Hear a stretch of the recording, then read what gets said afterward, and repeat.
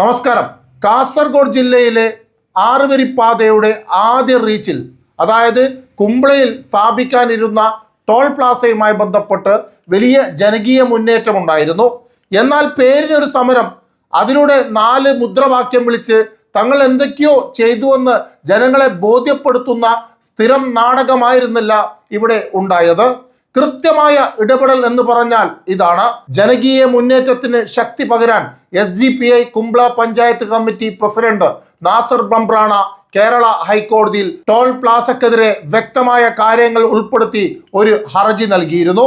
ഹർജി പരിഗണിച്ച് കോടതി സ്റ്റേ നൽകിയിരുന്നെങ്കിലും കാലാവധി അവസാനിച്ചതിനാൽ സ്റ്റേയുടെ കാലാവധി 1 മാസത്തേക്ക് കൂടി നീട്ടി കോടതി ഉത്തരവായിരിക്കുകയാണ്.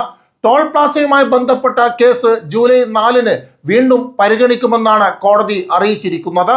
ടോൾ ബൂത്തിനെതിരെ പ്രദേശവാസികളുടെ ശക്തമായ എതിർപ്പും വിവിധ രാഷ്ട്രീയ സാമൂഹിക സംഘടനകളുടെ സംയുക്തമായ നീക്കങ്ങളെയും പിന്തുണക്കുക എന്ന നിലപാടിൽ ഉറച്ചാണ് SDPI നിയമ നടപടി ആരംഭിച്ചത്.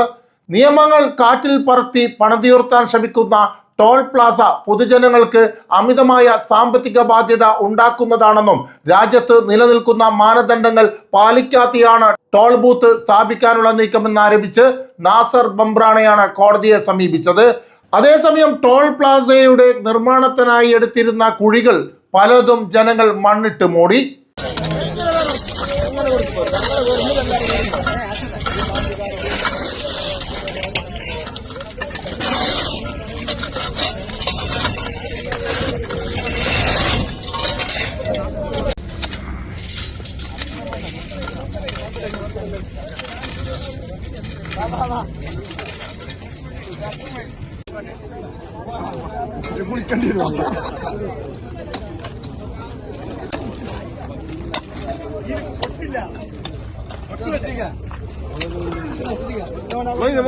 പോട്ട്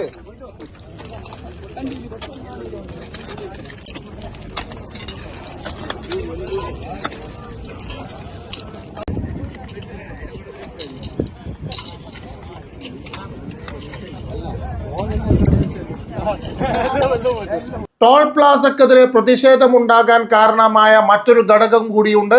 അതായത് മംഗലാപുരം കർണാടകയുടെ അതിർത്തിയോട് ചേർന്ന് ഉദ്ദേശം 30 കിലോമീറ്റർ മാറി മറ്റൊരു ടോൾ പ്ലാസ പ്രവർത്തിക്കുന്നുണ്ട്. അതായത് 30 കിലോമീറ്ററിനുള്ളിൽ 2 ടോൾ പ്ലാസ എന്നുള്ളത് നിയമവിരുദ്ധമാണെന്ന് വിദഗ്ധരും ചൂണ്ടിക്കാട്ടുന്നു.